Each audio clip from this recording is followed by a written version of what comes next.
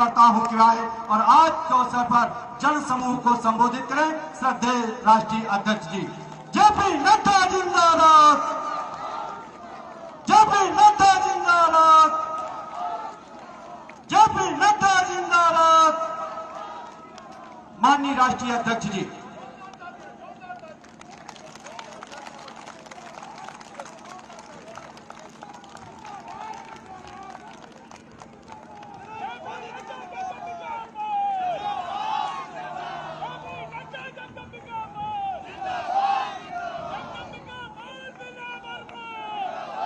माननीय राष्ट्रीय अध्यक्ष।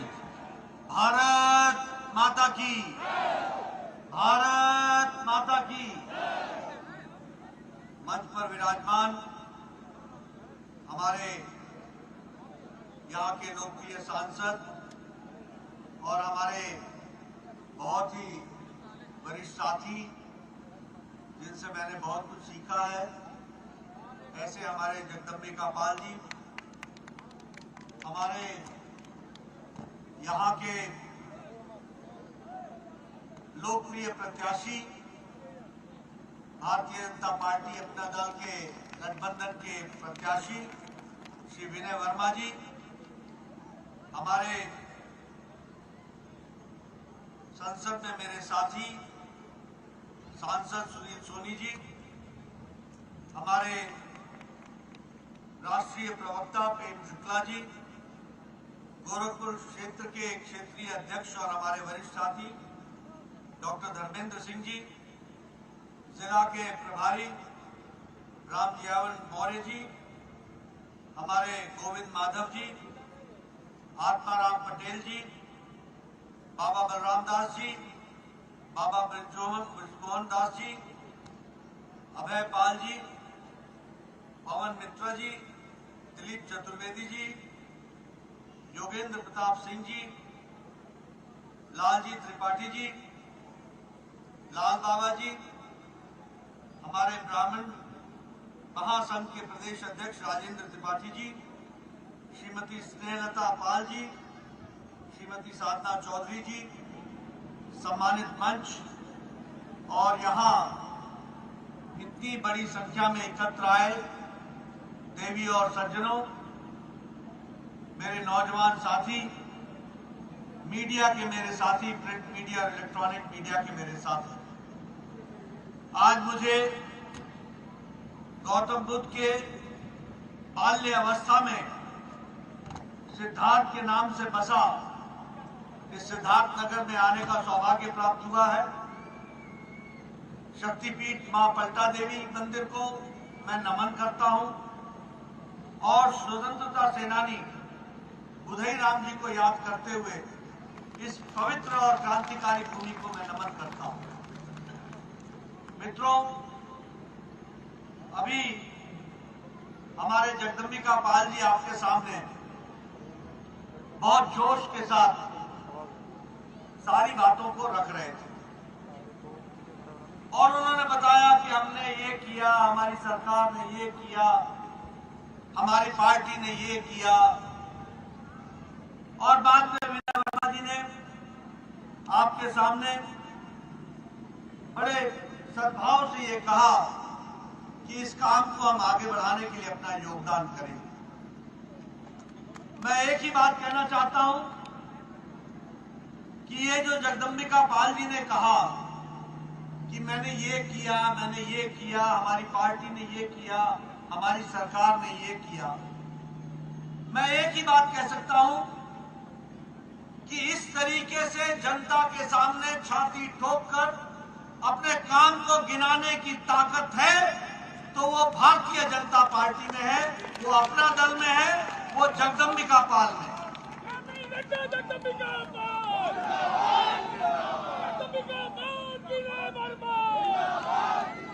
और ये मैं कहने के लिए नहीं कह रहा हूं, कोई पार्टी आपके सामने आकर के इस तरीके से नहीं कह सकती है, क्योंकि जनता का विश्वास लेकर जनता के लिए काम करना और जनता को बताना, ये संस्कृति अगर किसी ने सिखाई है और भारत की राजनीति में लाई है तो वो नरेंद्र मोदी जी ने लाई है। इस बात को हमको याद है। कोई पार्टी, सब पार्टियां, नई सरकार, नया इलेक्शन आता है, नए वायदे, नए लुभावनी बातें और चुनाव, और फिर वही ढाक के 3 पार्टी। लेकिन लोगों के लिए काम करने का जो ताकत है वो भारतीय जनता पार्टी, और रिपोर्ट कार्ड लेकर के आने की ताकत भारतीय जनता पार्टी।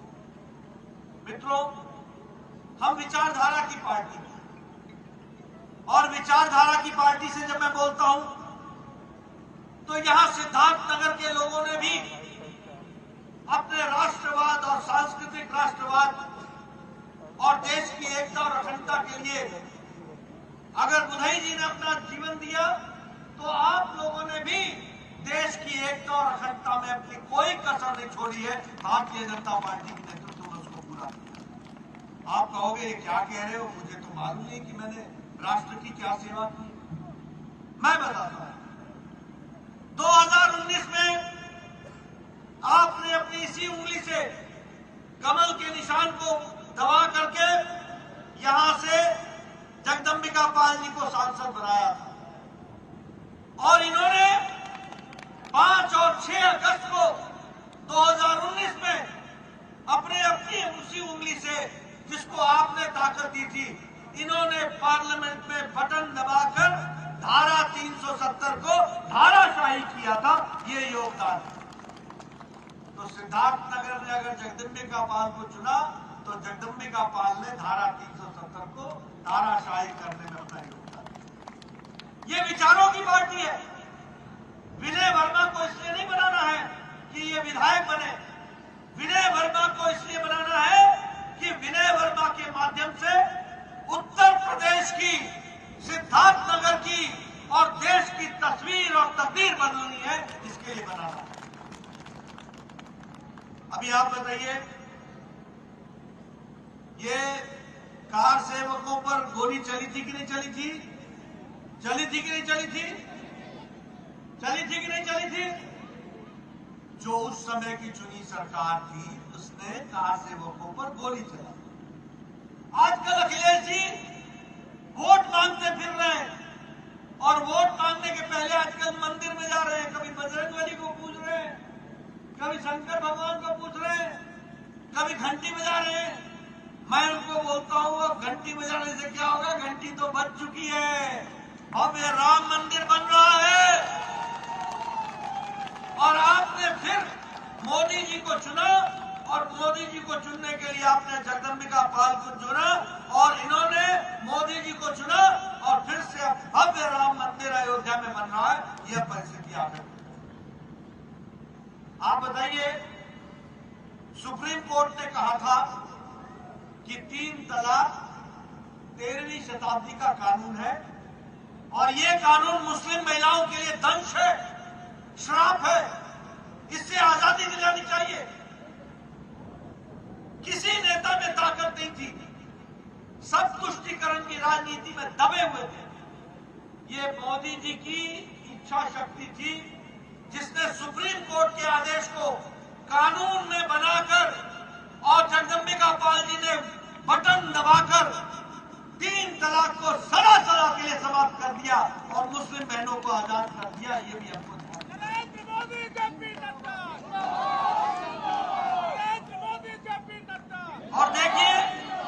और देखिए, ये मुस्लिम राजनीति करने के लिए, तुष्टीकरण की राजनीति करने के लिए, ये 3 तलाक के खिलाफ बोलने की ताकत नहीं थी। आपको जानकर आश्चर्य होगा, ये ज्यादा धार्मिक बन रहे थे और तुष्टीकरण में दबे हुए थे। 3 तलाक पाकिस्तान में नहीं है, 3 तलाक अफगानिस्तान में नहीं है, 3 तलाक बांग्लादेश में नहीं है, 3 तलाक ईरान में नहीं है, 3 तलाक इराक में नहीं है, 3 तलाक सीरिया में नहीं है, 3 तलाक इंडोनेशिया में नहीं है, जो मुस्लिम बहुतायत देश है, और ये सब इस्लामिक देश है जो मैंने नाम गिना है। लेकिन भारत में 3 तलाक तुष्टीकरण की राजनीति के कारण विद्यमान था। आपने सही जगह पर बटन दबाया, जगदम्बिका पाल जी ने सही जगह पर बटन दबाया और 3 तलाक समाप्त कर दिया। ये हमारे विचारों में। मित्रों, भारतीय जनता पार्टी चाहे सिद्धार्थनगर हो, चाहे कुशीनगर हो, चाहे बस्ती हो, चाहे गोरखपुर हो, चाहे सारा उत्तर प्रदेश हो या भारत हो, यह पार्टी गांव, गरीब, वंचित, पीड़ित, शोषित, दलित समाज के अंतिम पायदान पर खड़ा व्यक्ति, उसको मुख्य धारा में लाने की योजना को लेकर के चलती है, उसको ताकत देने के लिए चलती है। यहाँ हमारी माताएं बहनें बैठी हैं, मुझे बताया गया कि 12 बजे से बैठे हैं। इनको महिला शक्ति को सशक्तिकरण करने की योजना है, युवाओं को ताकत देने की योजना है और किसानों को मुख्य धारा में शामिल करने की योजना है। और मैं सिर्फ कहने के लिए नहीं कह रहा हूं, मैं सिर्फ कहने के लिए कह रहा हूं। बताइए, जनधन योजना में 20 करोड़ बहनों को जब कोरोना आया, जब कोरोना के कारण बैंक बंद थे, पोस्ट ऑफिस बंद था, पोस्टमैन नहीं था, उस समय मोदी जी ने 20 करोड़ बहनों के घर में 500-500 रुपए 3 महीने के लिए लॉकडाउन में पहुंचाया कि नहीं पहुंचाया? उनके खाते में डाला कि नहीं डाला? ये है महिला सशक्तिकरण। आप बताइए, आप बताइए, महिलाओं को 11 करोड़ 10 करोड़ महिलाओं को गैस का चूल्हा दिया कि नहीं दिया? सिलेंडर दिया कि नहीं दिया? और अब योगी जी की सरकार फिर से आएगी, होली और दिवाली पर मुफ्त सिलेंडर एक मिलेगा, ये भी हमको याद रखना चाहिए। अब हमारे कांग्रेस भाई, अब हमारे समाजवादी भाई जो चांदी के चम्मच के साथ पैदा हुए, वो कहते हैं सिलेंडर देने से क्या होगा, सिलेंडर देने से क्या होगा। मित्रों, इन्होंने गरीबी देखी नहीं है। माताओं बहनों से पूछो कि क्या वो सुबह चूल्हा जलाने के पहले कंडा इकट्ठा करती थी कि नहीं करती थी? गोईठा कंडा बोलते हैं, या गोईठा भी बोलते हैं, कंडा भी बोलते हैं। कंडा इकट्ठा करती थी, जंगल में जाकर के लकड़ी काट के लाती थी, तब चूल्हा जलाती थी। आजकल मोदी जी ने गैस का चूल्हा दे दिया है, फट लाइटर जलाती है और 5 मिनट में पतिदेव को चाय पिला करके तैयार करती है कि जाओ जाकर के काम में जुटो। ये है महिला सशक्तिकरण। ठीक बोल रहा हूँ बहन जी कि नहीं बोल रहा हूँ? ठीक बोल रहा हूँ कि नहीं बोल रहा हूँ? मित्रों, 1-2 करोड़ से ज्यादा लोगों को पिछले 7 साल में पक्के मकान मोदी जी ने बनाकर दिए। और कैसा मकान? पक्का मकान, पक्का छत, रसोई जिसमें गैस का चूल्हा और सिलेंडर, शौचालय युक्त, रहने के लिए कमरा, अहाता। और ये घर का मालिक नहीं है, इस घर का मालकिन होगी। ये महिला सशक्तिकरण है। आयुष्मान भारत, इस देश में 130 करोड़ की जनसंख्या है, 50 करोड़ लोगों को यानी 40% भारत की आबादी को गंभीर बीमारियों से लड़ने के लिए, गरीब लोगों को 5 लाख रुपए हर साल इलाज के लिए मोदी जी ने पहुंचाया है और इलाज 2.5 करोड़ लोगों का हुआ है। ये भी हमको याद रखना चाहिए। ये जगदम्बिका पाल जी बैठे और अभी विनय वर्मा जी अभी विधायक बनेंगे। क्या स्थिति थी आज से 5 साल पहले? किसी गरीब को अगर दिल का ऑपरेशन कराना हो तो जगदम्बिका पाल जी प्रधानमंत्री राहत कोष को चिट्ठी लिखते थे और कहते थे कि इनको जरा सा इलाज के लिए। भैया 1 मिनट, आपका जोश मैं समझ रहा हूं, सूर्यास्त से पहले मुझे भी जाना है, क्षमा कीजिएगा।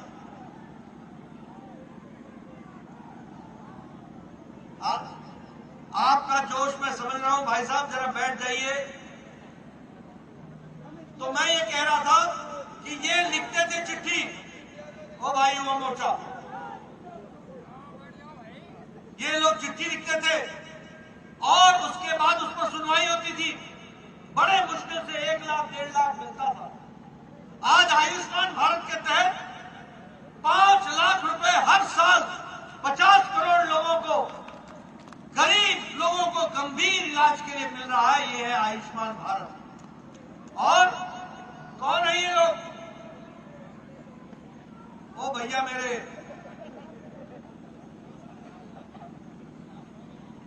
जरा सुन लो, इलाज हो जाएगा, बैठिए। तो मैं ये कहना चाहता था कि ये गंभीर बीमारी के लिए कौन लोग लगे, किनको मिल रहा है, ये जानकर आप आश्चर्य करेंगे। ये है बदलता भारत। किसको मिल रहा है?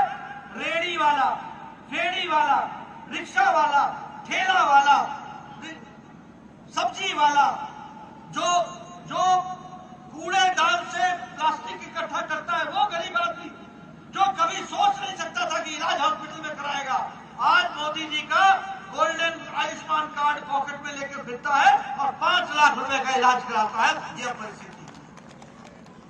इसलिए जब मैं आपसे बात करता हूं तो मैं इसी दृष्टि से बात करता हूं। आप बताओ, जब से कोरोना आया था तब से राशन मिल रहा है कि नहीं मिल रहा है?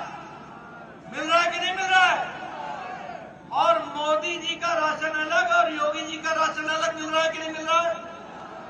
ये है डबल इंजन, डबल इंजन।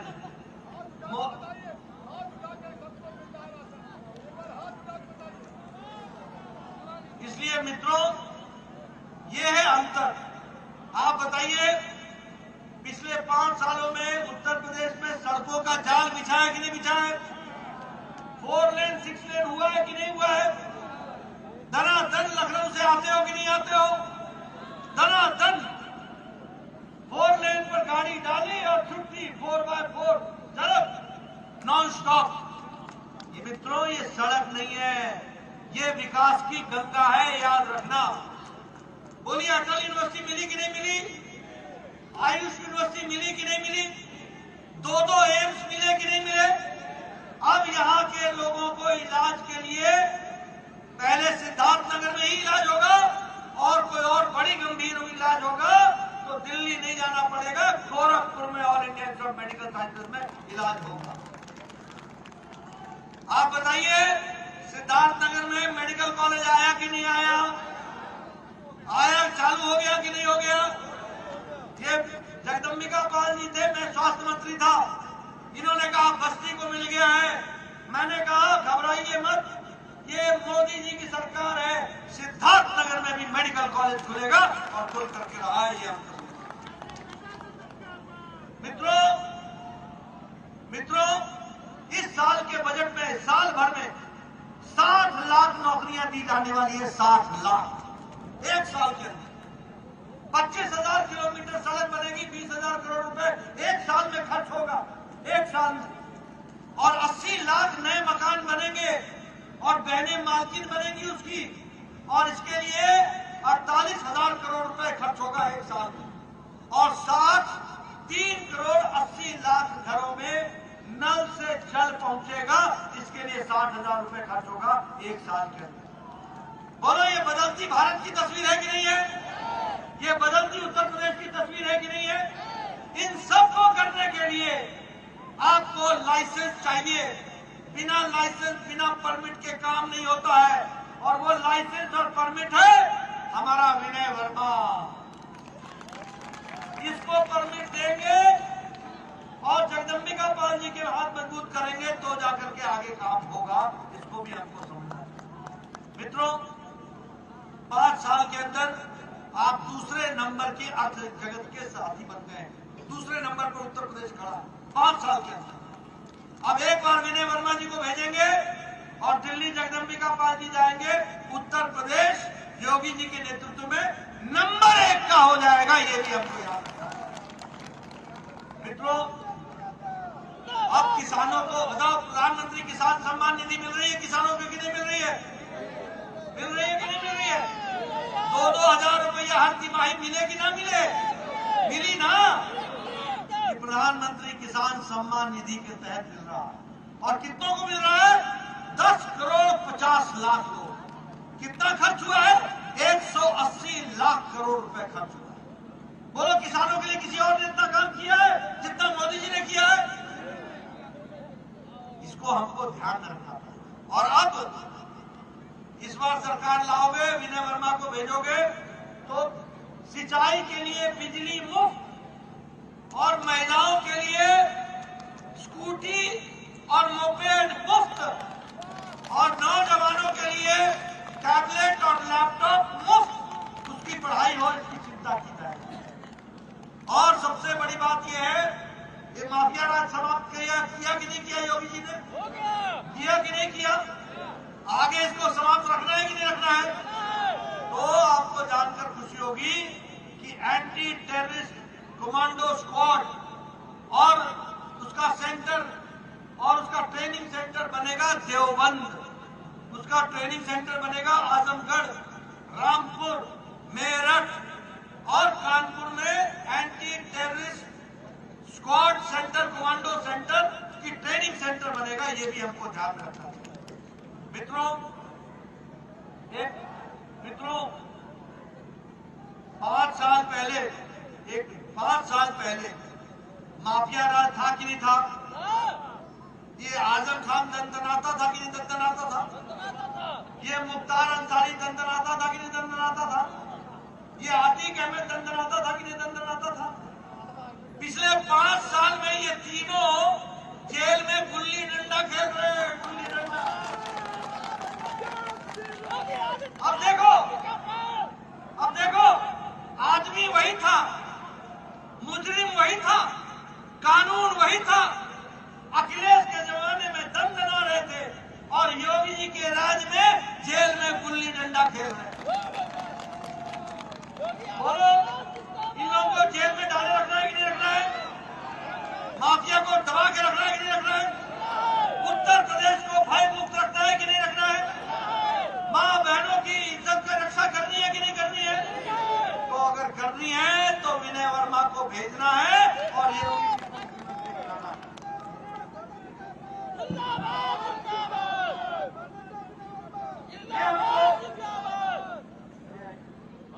हमको ध्यान में रखना है।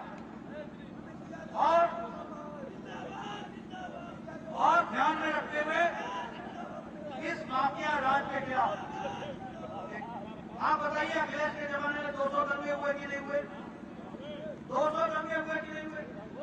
योगी जी के जमाने में एक भी दंगा नहीं हुआ 5 साल में। आप बताइए, मुजफ्फरनगर का दंगा हुआ था कि नहीं हुआ था? 92 लोग मारे गए थे कि नहीं मारे गए थे? 5000 लोगों ने घर छोड़ा था कि नहीं छोड़ा था? तेलंगाना से 60 परिवारों ने पलायन किया था कि नहीं किया था? आज सारे वापस आकर के बस गए। ये योगी जी के राज का कमाल है। और मित्रों, मैं यहाँ अंत में आप लोगों की बातें बताना चाहता हूँ, न्याय से संबंधित बातें आपके सामने रखना चाहता हूँ। पहली बात तो आपको ये बताना चाहता हूँ कि ये वाराणसी में, लखनऊ में और वाराणसी, लखनऊ और अयोध्या 3 स्थानों पर बम ब्लास्ट हुआ। किस तारीख को हुआ था? 23 नवंबर 2007। 15 लोग मारे गए। इंडियन मुजाहिदीन ने इसकी जिम्मेवारी ली और उन्होंने कहा था कि हमने इसकी जिम्मेवारी के साथ साथ हम इस बात की भी जिम्मेवारी लेते हैं कि संकट मोचन में जो हुआ, जो दशाश्वमेध घाट पर बम ब्लास्ट हुआ, जो मुंबई के लोकल ट्रेन में बम ब्लास्ट हुआ, जो श्रमजीवी में बम ब्लास्ट हुआ और जो कुल मिलाकर के हमारे नई दिल्ली के सरोजनी नगर में बम ब्लास्ट हुआ, इन सारे बम ब्लास्ट का जिम्मेवारी इंडियन मुजाहिदीन। उसमें 2 व्यक्ति पकड़े गए। मेरी बात ध्यान से सुनना और मैं पत्रकारों से चाहूंगा कि जब अखिलेश यहाँ आए तो मेरे तरफ से उनसे प्रश्न पूछता। 2 लोग पकड़े गए, एक का नाम था तारिक कासमी और एक का नाम था खालिद मुजाहिद। दोनों को 26 अप्रैल 2012 को अखिलेश जी ने रिहा कर दिया, छोड़ दिया और ये कहा कि ये सामाजिक सद्भाव के लिए मैं इनको छोड़ रहा हूं। इलाहाबाद हाईकोर्ट ने उनको ये छोड़ने से इनकार किया, मुकदमा चला और इनको आजीवन कारावास हुआ। 4 जिंदगियों का आजीवन कारावास हुआ। 4 दिन। यानी 4 जिंदगी ये जेल से बाहर नहीं निकल सकती। दूसरी घटना आपको बताना चाहता हूं, सीआरपीएफ के कैंप पर रामपुर में अटैक हुआ, उसमें 7 लोग मारे गए। वो 7 लोगों को, उसमें एक शहाबुद्दीन था बिहार का, वो पकड़ा गया। उस शहाबुद्दीन को भी इसी तारीख को अखिलेश ने छोड़ा था और फिर से इलाहाबाद के कोर्ट ने कहा कि आप छोड़ नहीं सकते हो। मुकदमा चला, 4 लोगों को सजाए मौत हुई और 3 लोगों को आजीवन कारावास हुआ। अभी कल परसों अहमदाबाद ब्लास्ट का नतीजा आया और 39 लोगों पर मुकदमा चला, 38 लोगों को सजाए मौत हुई। इतनी बड़ी सजा कभी किसी को नहीं हुई। 38 लोग एक साथ सजाए मौत की सजा सुनाई गई है। उसमें एक व्यक्ति पकड़ा गया और वो भी आजमगढ़ से था और उसका नाम था मोहम्मद सैफ। ये मोहम्मद सैफ का जो पिता है शदाब अहमद, जो मिस्टर के नाम से जाना जाता है, ये समाजवादी पार्टी का कार्यकर्ता है। अखिलेश गले मिलता है इसके साथ। आप बताइए, मैं पूछना चाहता हूं इस मंच से, अखिलेश का आतंकवादियों से क्या रिश्ता है? क्या रिश्ता है? क्या ऐसे लोगों के हाथ में उत्तर प्रदेश दोगे? क्या ऐसे लोग उत्तर प्रदेश संभाल सकते हैं? क्या बहु बेटियां यहाँ सुरक्षित रहेंगी? क्या बताइए, क्या उत्तर प्रदेश सुरक्षित रहेगा? क्या इसलिए ये चुनाव विनय वर्मा का नहीं है, ये चुनाव जगदम्बिका पाल जी का नहीं है। ये दोनों इनके माध्यम से उत्तर प्रदेश को सुरक्षित बनाने का चुनाव है। इस बात को आपको